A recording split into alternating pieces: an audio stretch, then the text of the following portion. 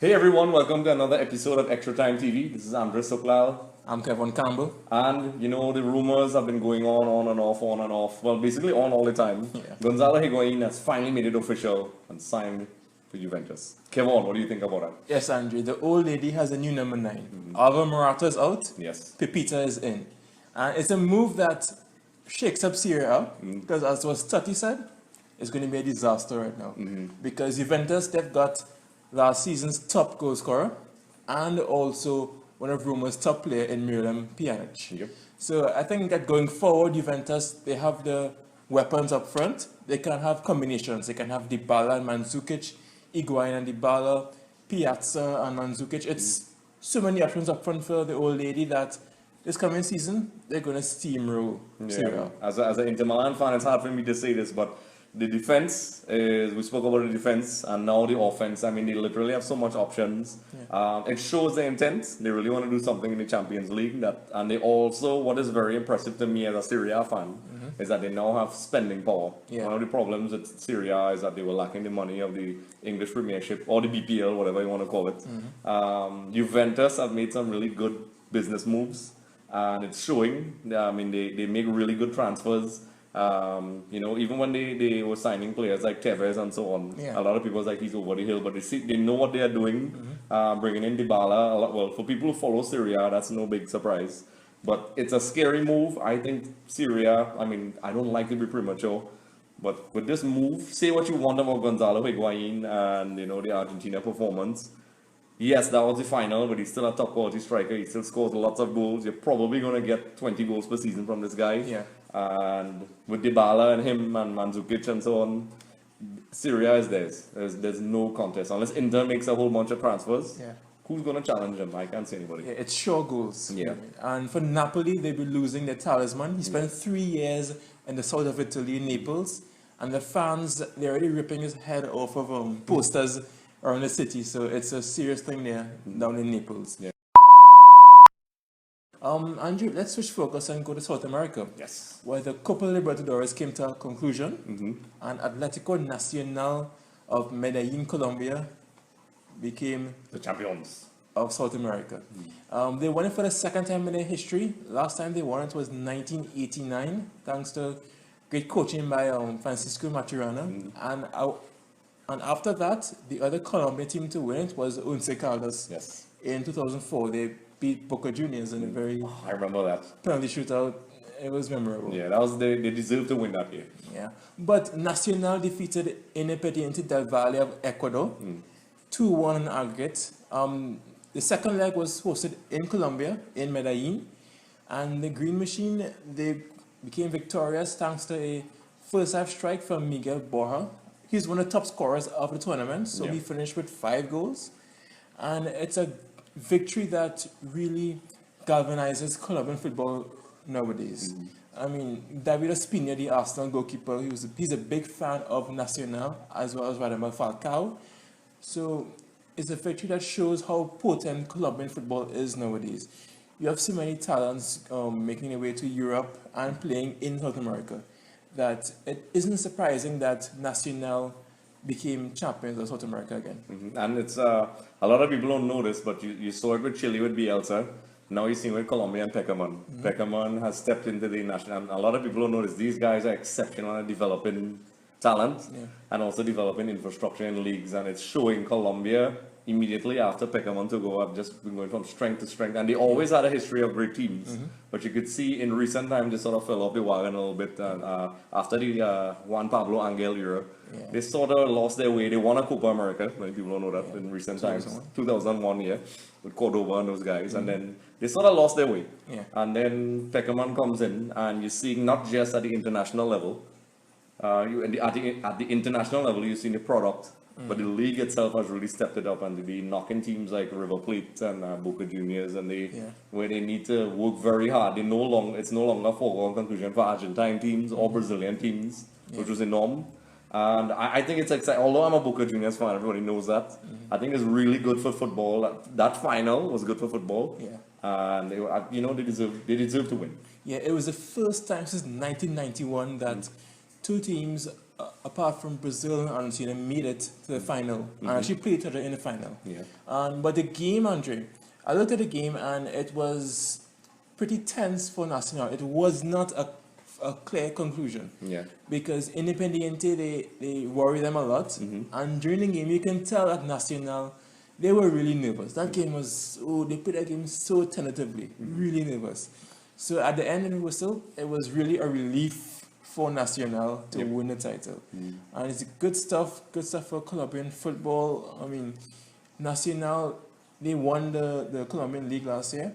And also good clubs in Colombia such as America de Cali and Millonarios. Yes. They would be hoping to do good in next year's Copa League. An interesting thing, someone actually asked me this today, so maybe I could clear it up since we're speaking about the Copa League. Is that they thought there are actually two Independientes. There's an Argentinian one. They thought it was an Argentinian one. So it's actually no, it's a different one. They have similar names. There's actually two River Plates as well. Yeah. So it's easy to mix it up, but this is the it's not the Argentinian one. Nah. So so basically we have a couple topics that our camera lady is going to wing at us. So let's hear it. So apparently, guys, in Higuain's first interview, he has claimed that the reason that he left Napoli was due to the untenable relationship he had with their president. I mean, to me, the 19 million pounds that they paid to move him to Juventus probably had something to do with it. What do you all think? I think that their president, Aurelio De Laurentiis, he is a businessman. Yes. And I wouldn't doubt that he initiated it because he put this release clause in Higuain's contract. You don't put a release clause in a contract if you don't expect someone to meet it. Yep. So as high as it is, someone met it. I was surprised, but someone did meet that clause. So he got what he wanted, not so? Yeah, I think so. I think from a business perspective, the president did what Palermo president does it all the time. Fires coaches every 10 seconds. I think Higuain confuses me because it seems as if he doesn't want to leave. It seems like he really liked the Napoli atmosphere. So for him to say that now, I don't know if he's trying to cover his back by saying, "Oh, I really didn't want to leave," because he realized, as you said before, I'm stuttering. The fans of Napoli, they are very much mad at him, and he understands what Argentinians mean to Napoli, and I think he's trying to kind of, I didn't really want to leave, but I left. So Higuain, I see through a little charade. I think you're pulling a fast one on us. Yeah, but he did. And score penalties, please. He did congratulate and thank Maurizio Sarri, the manager of Napoli. So that's a two-way streak, and I think that Higuain. But interestingly enough, as you said that, I actually saw a headline today. Sarri actually said Higuain could have said goodbye. So there's a lot of animosity going on there. I think it's a lot of because I think Napoli know what they are losing, and it's like a bad relationship, and the guy or the girl left, and there's a lot of back and forth and snickering remarks. Higuain should write a card. Just let them know. Bye, guys. So what's next? So let's talk about some Olympic football. Olympics. Yeah, give the viewers some insight into what you all think is going to happen in the Olympics. Well, me, from a passionate point of view, I think Brazil are going to go all out to win. We spoke about it before. They have prioritized this tournament. Neymar basically snubbed the Copa Centenario, which I think was not necessarily. I think that was they accepting their chances that they probably don't have a really great team. You all can disagree or not. Check out my blog; it'll be there below. I think Brazil wants to win it. I don't think they can. I think Argentina wants to win it as well, but they have absolute chaos going on in the AFA. They both have really good teams, but I think Brazil and Argentina, and with that being said, I think both of those teams are really the ones that are going to really make a dent. But Germany also has a good shot. They have really, really, really been proud of their youth development, and Germany wants to repeat what they did in 2014. Germany, they don't usually perform well in football in the Olympics, but this round they have a lot of players from Dortmund and Bayer Leverkusen who they have sprinkled in their team, Sven Bender and Lars Bender. So that's a lot of experience right there in the midfield, and as we saw 4 years ago in London, experience counts a lot in the Olympics. You're only allowed 3 overage players, and in the last Olympics, Mexico made the team around El Cepillo or Uribe Peralta. And he scored the key goals. If you look at that final against Brazil, Peralta scored the headers that got Mexico that title. So I think the overage players are going to have a pivotal role to play in these Olympics. And Andre, I also like Colombia. They defeated US in a playoff. And I fancy them and Germany to go really far in the Olympics. Yeah, that's actually I completely miss Colombia. We spoke about Peckerman earlier. So yeah, they also have a good shot. So I'm a huge fan of the Olympic football, just to get that clear. I watch it whenever I can. Me too. So for those of you, who we spoke about it before on another show, we were speaking about, a lot of people like the Euros or like the World Cup. Some people now are starting to appreciate the Copa America now, which is the world has changed. But the Olympics is very good. You see a lot of great talent. One of my favorite World Cups, even though Argentina lost again in the final, was it back in '95? I can't remember exactly when Canu and those guys were there. And 96 maybe. In Atlanta. Yeah, and that was great. I mean, I saw a young Claudio Lopez and those guys, and I realized these guys take it seriously, and now we're living in an age where we could see all this football. Yeah. So take it. I think you'll love it. You'll absolutely love it. So I hope Argentina wins. So no Fiji? No Fiji. Sorry, Fiji. No Fiji.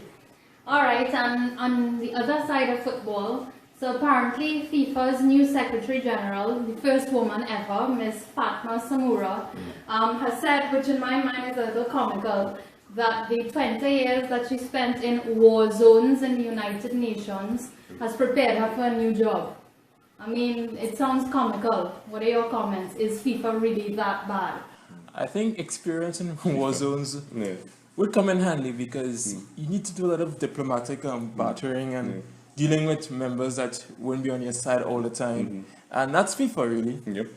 The people you have to report to, the decisions that they make isn't in the benefit of the game sometimes. So you really need to go through and find out what your goal really is and try to deal with all the other externalities, which is really part of football in 2016. Yeah, FIFA, it sounds terrible for me to say this, but they are comical how they did things. They eventually, as you said, I think Warzone is appropriate. I think she knows exactly what she's saying. It sounds hilarious. We live in an age where people like Donald Trump and things say these, they just sensationalize everything. Yeah. So she understands what works. I think she understands how FIFA works and what she has to do.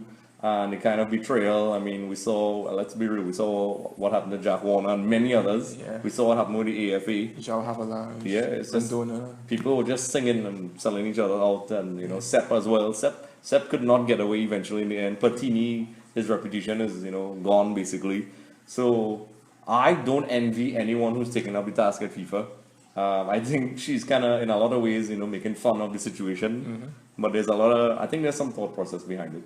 Yeah, I think with FIFA, even though yes you have a lot of problems, it's the entity that we have to hope it works, right? Yeah, it's the entity that has our beautiful game. So we need to try as hard as we can, get as many experienced people in as we can to fix this problem, so that we can continue to have World Cups and Euros and this top level competition. So let's hope that she can actually do a good job. Okay, so that's unfortunately that's enough. That's all the time we have. Yeah. We'd love to talk about football all day. So Kevon, where can they find you? You can find me at Kev868 on Twitter and Instagram. Andre, where can they find you? You can find me at Andres Oklal at Instagram and at Twitter. And you could also subscribe to my channel at Andres Aymar. Don't forget to like our page, comment, subscribe, and stay tuned for more. Yes, and if you like our page, subscribe. If you don't like our page, subscribe. And yes, so stay tuned. Moral of the story, subscribe. Subscribe.